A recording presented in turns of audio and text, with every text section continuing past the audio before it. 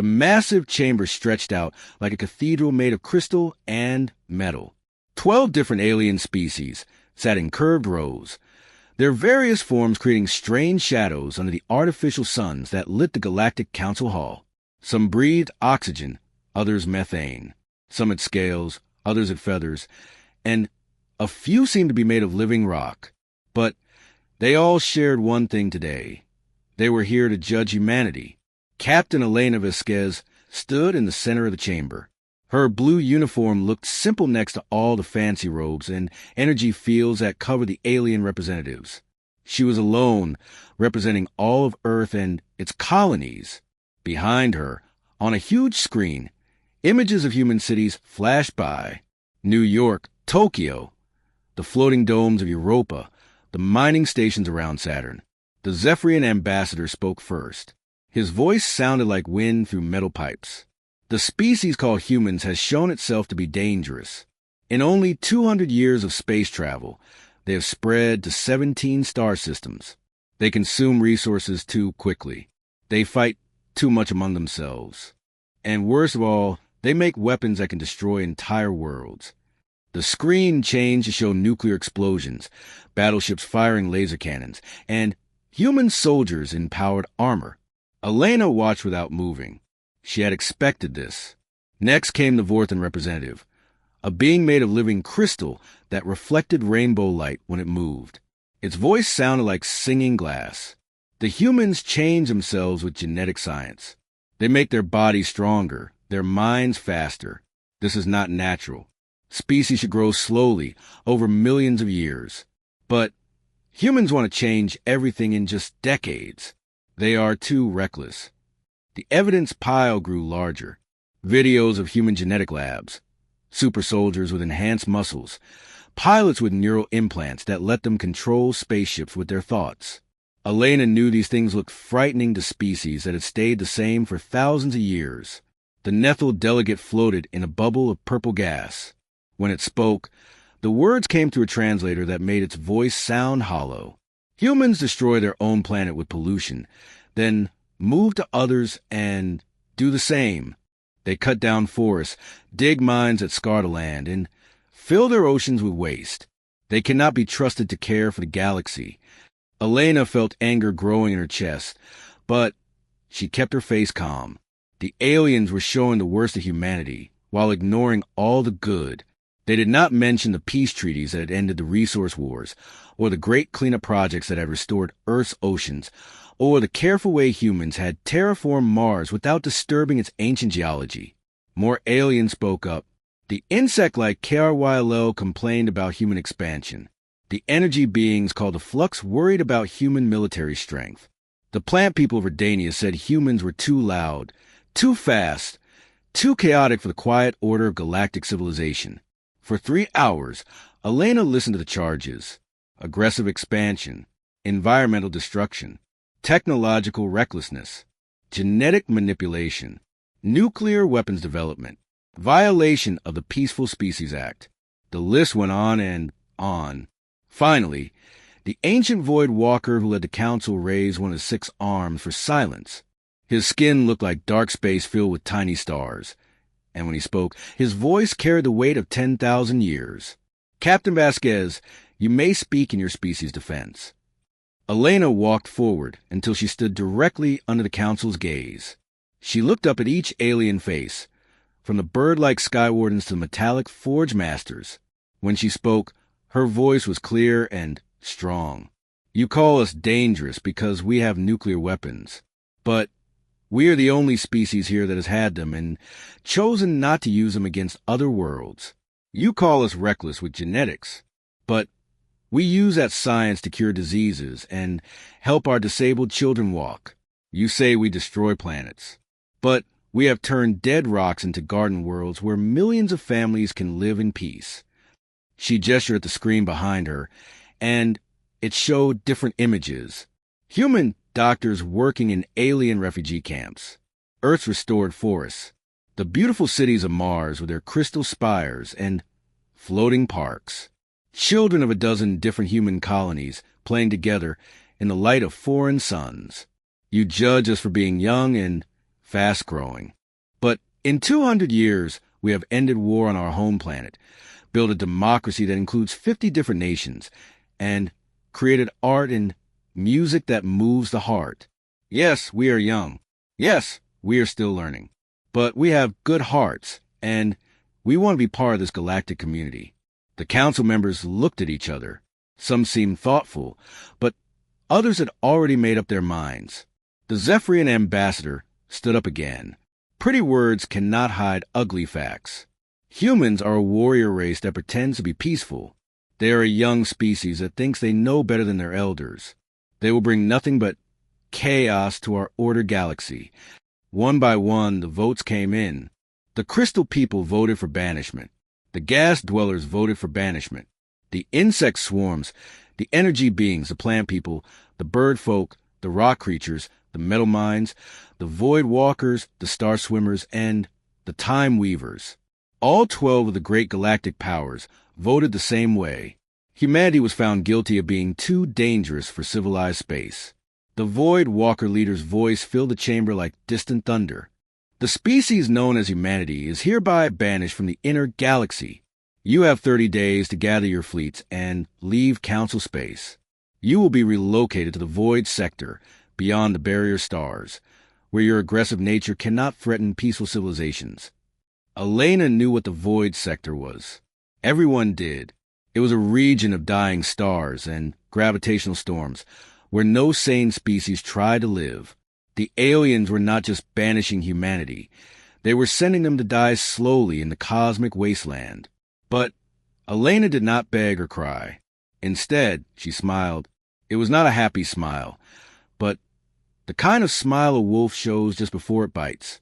You think you are sending us to our deaths. You think the void will break us, make us disappear like a bad dream. You are wrong. Humans do not break. We bend. We adapt. We grow stronger. When the galaxy faces its darkest hour, remember this day. Remember that you had the chance to stand with Earth's children, and instead you chose to cast us out. She looked directly at each council member in turn. We will remember too. And one day, when you need us most, we will return. The void will not be our grave. It will be the forge that makes us into something you never imagined. The chamber fell silent except for the hum of life support systems and the whisper of alien breathing. Elena turned her back on the council and walked toward the exit, her footsteps echoing in the vast space. Behind her, the 12 great powers of the galaxy congratulated themselves on solving the human problem. They were very pleased with their wisdom. They would not be pleased for long. 50 years had passed since the great ships of humanity crossed into the void sector. What the Galactic Council thought would be humanity's tomb had become something else entirely, a workshop where a new kind of human civilization was being born. Captain Sarachin floated outside the research station called Haven's Rest, watching the swirling colors of the Maelstrom Nebula dance across the darkness. The nebula was one of many gravitational storms that made the void sector so dangerous. Ships that flew too close would be torn apart by invisible forces that twisted space itself. But Sarah was not afraid. She had been born here, in the deep void between dying stars, and this deadly space felt like home. "Control, this is Sarah. I'm ready to test a new anchor system," she said into her helmet radio. Dr. James Chen's voice crackled back from the station. He was Sarah's uncle, one of the brilliant scientists who had spent decades learning the void secrets. "All readings are green, Sarah. Remember, if the anchor starts to overload, get out of there fast." Sarah smiled as she activated her jetpack and flew toward the test zone. Her body was different from the humans who had first come to the void. 50 years of living with strange radiation and low gravity had changed the people born here. They were taller, stronger, and their eyes could see patterns in space that older humans could not. The council races had called genetic modification unnatural, but evolution in the void was happening naturally. Below her, the test equipment hummed to life. The reality anchor was humanity's greatest discovery in the void. By studying how the gravitational storms worked, human scientists had learned to control them. The anchor could grab space itself and hold it steady, turning the Void's most dangerous feature into humanity's greatest weapon. As Sarah watched, the swirling chaos of the maelstrom suddenly froze in place, locked in an invisible cage of controlled gravity. Where there had been deadly random forces, now there was order. A safe corridor had opened through the storm, wide enough for ships to pass. It works. Dr. Chen's excited voice filled her helmet. The anchor is holding steady. We can control a gravitational storm that's bigger than most solar systems. Sarah grinned and did a slow flip in zero gravity. The anchor system would change everything. Human ships could now travel through regions of space that no other species could enter. They could hide fleets in gravitational storms and strike from nowhere. They could build cities in places where physics itself bent to their will. But the anchor was not humanity's only breakthrough. As Sarah flew back to the station, she passed the communication array that had been Dr. Patel's life work. The old woman had spent 30 years figuring out how to use quantum entanglement to send messages instantly across any distance. While the council races still used slow radio signals that took years to cross space, humans could now talk to each other from one end of the galaxy to the other in real time. The quantum communication system had changed how humans lived in the void. The scattered fleets and stations were no longer isolated. Every human settlement was connected to every other, sharing information, resources, and hope. Children growing up on a mining ship near the Broken Ring could talk and play with friends living in the ice cities of the Phantom Zone. Knowledge discovered in one place spread to all places within hours. Inside Haven's Rest, Sarah found command center buzzing with activity. Admiral Hassan was reviewing battle plans with her staff, while engineers worked on ship designs that would have seemed like magic to the humans of 50 years ago. The Void had taught humanity to think differently about everything. Admiral, the anchor test was successful, Sarah reported. We can now control gravitational fields up to Class 7 intensity. Admiral Hassan nodded with satisfaction. She was one of the first Void-born, and her dark eyes seemed to hold depths of space. Excellent. How many anchors can we build with our current resources? Dr. Chun thinks we can have 50 ready within 2 years, Sarah answered. The Admiral smiled, and it was not a gentle expression. More than enough. Contact Phoenix Station and tell them to begin Phase 2 of the terraforming project. Sarah's eyes widened. Phase 2 meant they were ready to start creating garden worlds in the void itself. The Phoenix Protocol was humanity's answer to the dead rocks and cosmic storms of their exile. Instead of just making planets livable, the new technology could transform them into paradises that supported multiple types of life at once. The first test had been conducted on a burned-out planet near the Crimson Dwarf Star. Within 5 years, the dead rock had become a world of floating forests and crystal lakes, where Earth plants grew alongside alien flowers that the humans had found drifting in space. The protocol did not just remake worlds. It made them better than they had ever been. But perhaps the most important change in the void was not technological. It was human. The nations of old Earth had finally learned to work together completely. When survival depended on everyone doing their part, the old hatreds and competitions had faded away. Russian engineers worked beside American pilots, and Chinese scientists and African farmers, all of them focused on building something greater than any of their separate cultures could achieve alone. The human void empire was not like the governments that had sent the first explorers to the stars. It was efficient, united, and absolutely dedicated to making sure humanity never again depended on the kindness of aliens for its survival. As Sarah walked through Haven's Rest, she passed a memorial wall where the names of the exile leaders were carved in metal. Elena Vasquez's name was at the top, the grandmother of the current generation who had died just 10 years earlier. Before her death, she had seen her prediction come true. Humanity had not been broken by the void. They had been forged into something harder and brighter than the galaxy had ever seen.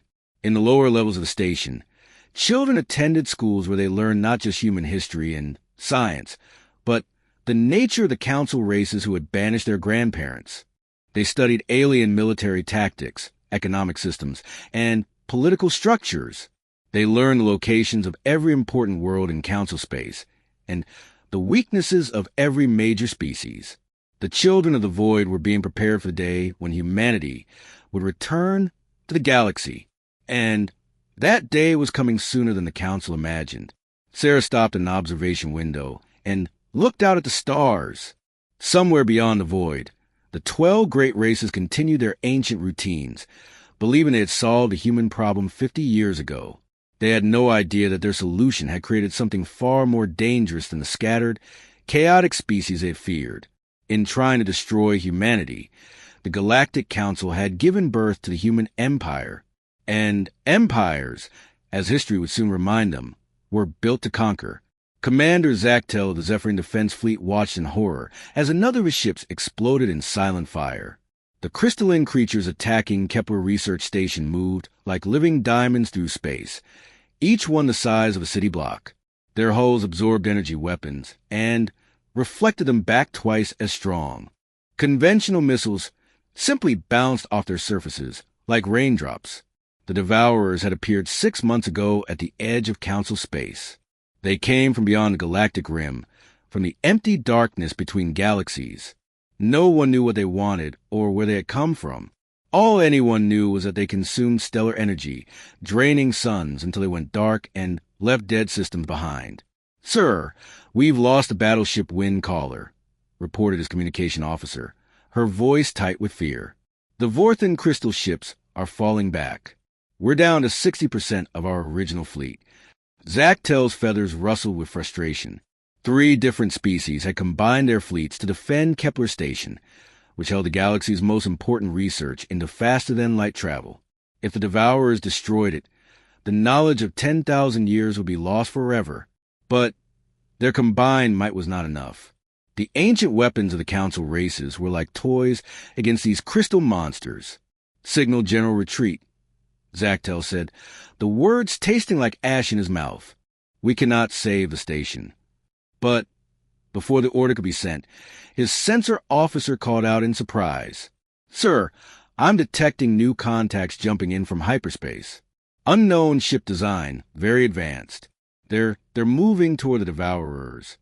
On the main screen, Zactel saw ships unlike any he'd encountered in 40 years of military service. They were black as space itself, with smooth curve that seemed to bend light around them.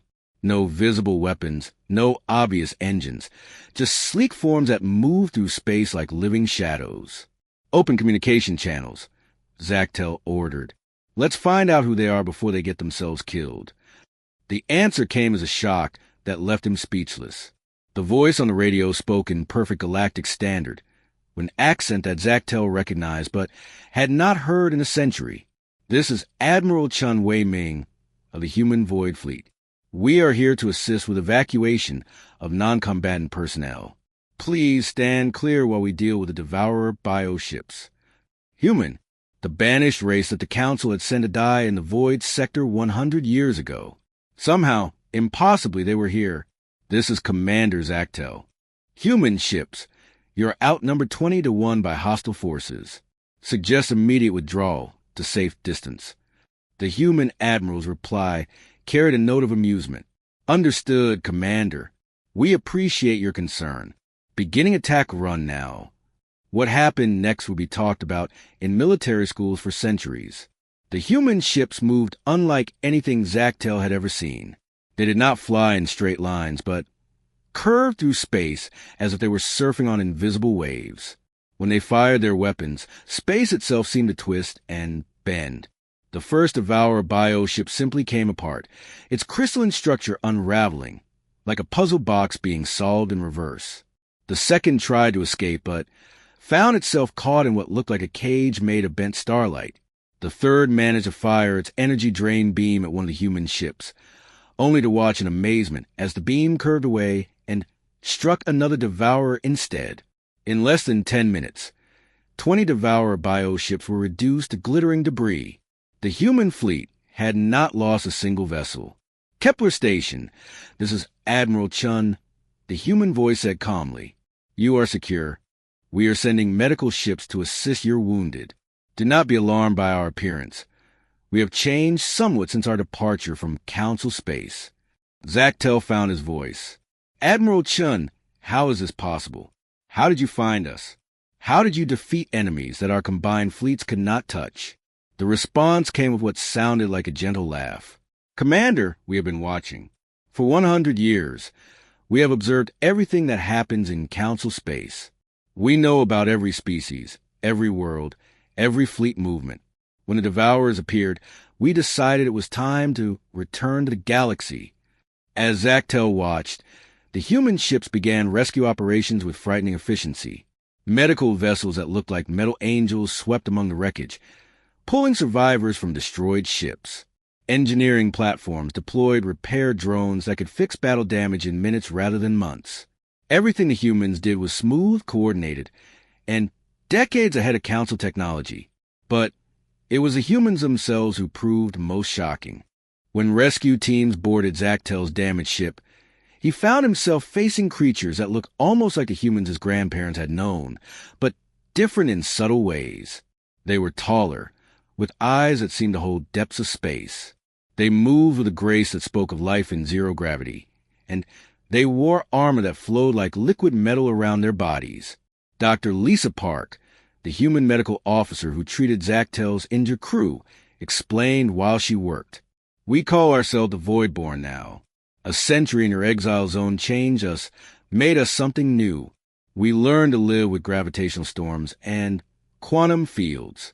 We learned to see the hidden currents of space itself. But how did you know we were under attack? Zactel asked. Dr. Park smiled as she sealed a wound with technology that seemed to work by singing to the damaged tissue. Admiral, we have quantum communication networks that span the galaxy. We have observer stations hidden in dark matter clouds. We have been preparing for this day for a very long time. As the rescue operation continued, Zactel learned more shocking truths. The humans had not just survived in the void. They had built an empire there. Dozens of garden worlds. Fleets that number in the thousands. Technology that treated the laws of physics like suggestions rather than rules. They had been watching the galaxy for decades, learning about every species, every strength, every weakness. When Admiral Chin finally appeared on Zactel's bridge via hologram, the Zephyrin commander saw a human unlike any in the historical records. This was a being shaped by a century of isolation and struggle, with eyes that had seen wonders and horrors beyond imagination. Commander Zactel, the Admiral said formally, please inform your government that the Human Void Empire formally offers assistance against the Devourer threat. We have the weapons and knowledge to defeat these creatures. In exchange, we ask only that the galaxy remember we did not return as conquerors. We returned as protectors. But even as Admiral Chin spoke of protection, Zactel noticed a quiet confidence in his voice, the way human crew members move with military precision, the subtle threat in every gesture of friendship. These were not the chaotic, aggressive humans that had been banished a century ago. These were something far more dangerous. Humans who had learned patience, planning, and the value of being underestimated. As the human fleet disappeared back into hyperspace, leaving behind only grateful survivors and impossible memories, Zactel realized that the galaxy had just changed forever. The exile had ended, but what was returning was not the same species that had been sent away. Humanity was back, and they had brought the void with them. High Crystal Arch Veltron had ruled the Vorthan hegemony for 3,000 years. In all that time, she had never bowed to another species. The crystal cities of Vorth Prime had stood unconquered since before most galactic civilizations had learned to build fire. But today, as she watched human ships deploy around her homeworld, she was considering something that would have been unthinkable just 6 months ago. The Devourer War had turned into a nightmare. What had started as isolated attacks had become a full invasion. The crystalline swarm came in waves now, each one larger than the last. They had consumed entire star systems, leaving nothing but dark space where thriving civilizations had once lived. The Windcatcher clans had lost their nomad fleets. The Sky Wardens had seen their aerial cities fall from the sky. Even the mighty KRYLL hives were going silent one by one. But wherever human ships appeared, the Devourers died. The human ambassador is requesting another audience. High Crystal Arch, her aide announced, his crystal body flickering with nervous colors. Velteron sighed, the sound like wind through a field of chimes. Send him in. But remember, we are still the Vorthan hegemony. We do not beg. Ambassador Marcus Chin entered her throne room with the quiet confidence that all humans seem to carry now. He was young by human standards, perhaps only 60 years old, but his eyes held the depth that came from being born in the deep void between stars. Behind him walked 2 human guards whose armor seemed to shift and flow like liquid starlight. "Hi, Crystal Arch," Marcus said, offering a formal bow that was exactly the right depth, deep enough to show respect, shallow enough to indicate equality. "I bring greetings from Emperor Marcus Chun of the Human Void Empire." "Another Emperor Marcus Chin?" Velteron asked with surprise. The ambassador smiled. "My grandfather. We have a tradition of naming our leaders after those who serve with honor. Emperor Marcus Chin III leads humanity now, as his grandmother Elena Vasquez once did." Velteron studied the young human. In the 6 months since humanity's return, she had learned to read their expressions. This one was being polite, but underneath the courtesy was steel. "Your fleets have protected 3 of our outer colonies from devourer attacks. The hegemony is grateful. Gratitude is appreciated, High Crystal Arch, but it is not enough," Marcus replied calmly. "The devourer swarms are growing stronger. Our intelligence suggests they are building toward a final assault that will target the core worlds of every major civilization. Vorth Prime will be among their primary targets." Velteron's crystal form darkened with fear. Vorth Prime held 60 billion Vorthan citizens. If it fell, her entire species might be wiped out. "What do you propose?" Marcus gestured, and a holographic display appeared between them. It showed Vorth Prime surrounded by a network of defensive stations and orbital platforms. But these were not Vorthan designs. They were clearly human technology. The Salvation Doctrine, Marcus explained. "Complete protection in exchange for partnership. We will transform your defenses using quantum phase crystal technology and reality anchors. Your cities will become impossible to break. Your people will be safe for 1,000 years. And in return?" Velteron asked, though she already suspected the answer. "Open data sharing, technology exchange, recognition of human authority in matters of galactic defense, and, of course, your voice supporting human leadership in the new galactic order that will emerge after this war." Velteron was quiet for a long moment. The terms were not unreasonable, but they were also not truly negotiable. Accept, and the Vorthan hegemony will become a protected member of a human empire. Refuse, and face the devourers alone. "Show me what this protection looks like," she said finally. Within days, human engineering ships arrived at Vorth Prime. What they accomplished in weeks had taken Vorthan builders centuries to achieve. The humans did not simply upgrade existing defenses. They transformed them into something beyond imagination. The crystal cities that crowned Vorth Prime's mountains began to sing. Not metaphorically, but literally. The human nanoscale modifications had turned entire structures into resonance weapons that could shatter devourer bioships at the molecular level. Orbital platforms that had once been simple defense stations became reality anchors that could fold space around the planet, making it impossible for enemies to approach from certain directions. Most amazingly, the humans had somehow enhanced the crystal technology itself. Vorthan builders had always been able to grow their cities from living crystal, but the human improvements allowed the structures to repair themselves, adapt to threats, and even reproduce useful modifications. The cities were becoming more beautiful and more deadly at the same time. But the real change was political. As news of Vorth Prime's transformation spread, other species began requesting similar protection. The surviving Windcatcher clans were first to formally join the human sphere of influence. The humans provided them with ships that could literally ride on solar winds, turning their ancient nomadic culture into something magnificent and powerful. The plant people of Redania, traditionally peaceful and quiet, found their garden worlds transformed into fortresses disguised as paradises. Human biotechnology allowed their forests to grow in patterns that confused devourer sensors while providing perfect cover for defensive weapons. Even some of the original council species were quietly reaching out to human ambassadors.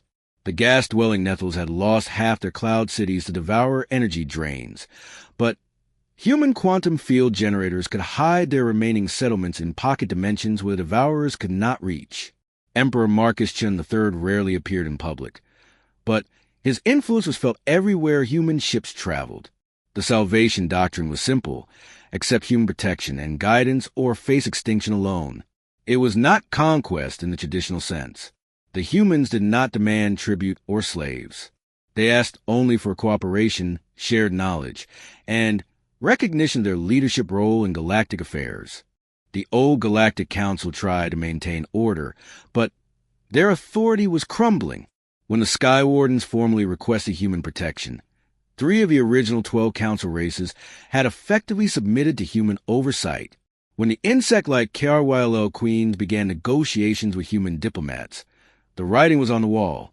Ambassador Marcus Chun reported back to Emperor Marcus Chun after each successful negotiation. The message was always the same. Another species had chosen survival over pride. Another world had accepted that the galaxy's future would be written by the children of Earth.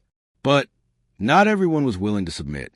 The Zephyrian military still believed their ancient weapons and warrior traditions could defeat both devourers and humans. The energy beings called the Flux thought they could hide in other dimensions until the crisis passed. The metal-minded Forge Masters trusted their automated defenses to protect their factory worlds. They would learn, as the Vorthans had learned, that the galaxy had changed. The species that had been banished to the void had returned with power beyond anything the old council could imagine. They offered protection, partnership, and peace. But the price of refusing was becoming clearer with each passing day. In the dark space between stars, human fleets waited and watched. They had learned patience during their century of exile. They had learned to plan for every possibility. Most importantly, they had learned that sometimes the greatest kindness was to force others to accept help before it was too late. The old galaxy of 12 ruling races was ending. The new age of human supremacy had already begun. The Grand Chamber had been rebuilt to accommodate hundreds of species instead of 12. Where once the Galactic Council had been a small gathering of ancient races, now the new galactic assembly stretched across a space the size of several city blocks. Representatives from over 200 civilizations filled the curved galleries, their various forms creating a rainbow of life that previous generations of galactic politicians had never imagined. Emperor Marcus Chun III stood where his great-grandmother Elena Vasquez had stood 120 years before. But the circumstances could not have been more different. Where Elena had been alone, facing the judgment of hostile aliens, Marcus was surrounded by allies, advisors, and the quiet respect of a galaxy that had learned to value human leadership. The Devourer War had ended 6 months ago. The last swarm had been destroyed in the Crimson Nebula, trapped by human reality anchors, and torn apart by weapons that used the fundamental forces of the universe as ammunition. The victory had been complete, decisive, and achieved with minimal loss of life among the protected species. Humanity's salvation doctrine had worked exactly as planned. Now came the final step in humanity's return to the galaxy, the formal dissolution of the old Galactic Council, and the establishment of a human galactic empire as the new governing authority. The Void Walker, who had once led the council, now stood in the witness gallery, his star-filled skin dim with age and defeat. Beside him stood the other survivors of the original 12 races, the Zephyrians, the Vorthans, the Nethals, and the few others who had not been completely destroyed by the Devourer War or absorbed into humanity's sphere of influence. Distinguished representatives, Emperor Marcus began, his voice carrying clearly through both atmosphere and the quantum communication networks that connected every corner of known space. We gather today not to celebrate victory in war, but to acknowledge the new reality that war has revealed. The galaxy has changed. The old ways of doing things no longer serve us. In the front row of the assembly, Ambassador Chin Wei-Ling, granddaughter of the admiral who had first revealed humanity's return, nodded approvingly. Around her sat the representatives of humanity's most trusted allies, the crystal cities of the Vorthan hegemony, the wind riders of the Windcatcher clans, the garden worlds of Redania, and dozens of others who had found prosperity and safety under human protection. The vote before us today is simple, Marcus continued. Do we continue the old system of competing powers and ancient rivalries, or do we build something new, something that can protect all species, guide all worlds, and reach beyond our galaxy to wonders that wait among the stars? The vote itself was a formality. Over the past 3 years, as humanity had saved world after world from the Devourers, the balance of power had shifted completely. The species that accepted human leadership had prospered. Their worlds had been transformed into paradises by the Phoenix Protocol. Their defenses had been made impregnable by human technology. Their children grew up in a galaxy where war, hunger, and disease were becoming distant memories. Those who had refused human help had paid a terrible price. The proud Zephyrians had lost their home system to a devourer swarm that human fleets could have easily defeated. The energy beings called the Flux had been drained to almost nothing. The Forge Masters had watched their automated factories consumed by creatures that their ancient programming could not comprehend. When the final tally was announced, the result surprised no one. 237 species voted to establish the Human Galactic Empire as the galaxy's primary governing body. Only 8 voted to maintain the old council system. Even some of the original 12 council races voted for change, preferring the stability of human rule to the chaos of continued independence.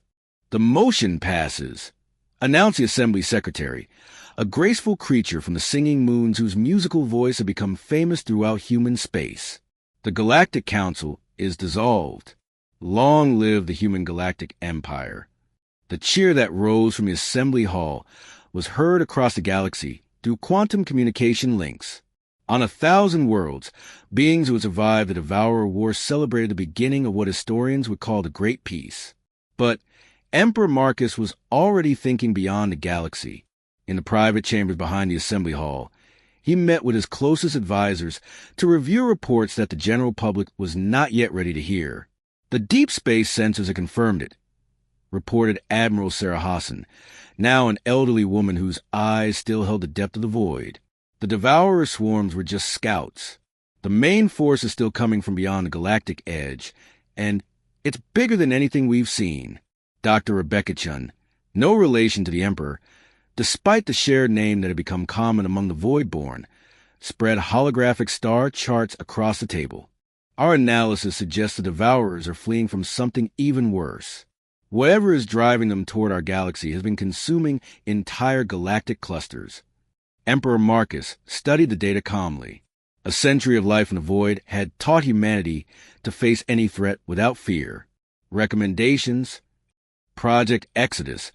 Admiral Hassan said immediately, "We need to expand beyond our galaxy before whatever is chasing the Devourers arrives. The Andromeda Galaxy shows signs of supporting life. If we can establish colonies there, humanity and our allied species will survive even if our entire galaxy is destroyed." The Emperor nodded slowly. The plan had been in development for decades, ever since human deep space explorers had first detected the Devourer's true nature. Ships that could cross the void between galaxies, using technology that treated the fundamental forces of physics like tools in a workshop. Planets that could be moved from one star system to another. Worlds that could support life even in the empty darkness between galaxies. Begin Phase 1 of Exodus, Marcus ordered. But, quietly, we cannot afford to create panic among the species we have sworn to protect. As his advisors left to begin humanity's greatest endeavor, Emperor Marcus returned to the observation deck overlooking the assembly hall. Below him, hundreds of species celebrated the beginning of a new galactic age. They believed the great threats had been defeated, that peace and prosperity would last forever. They were not entirely wrong. Under human guidance, the galaxy would indeed know peace and prosperity.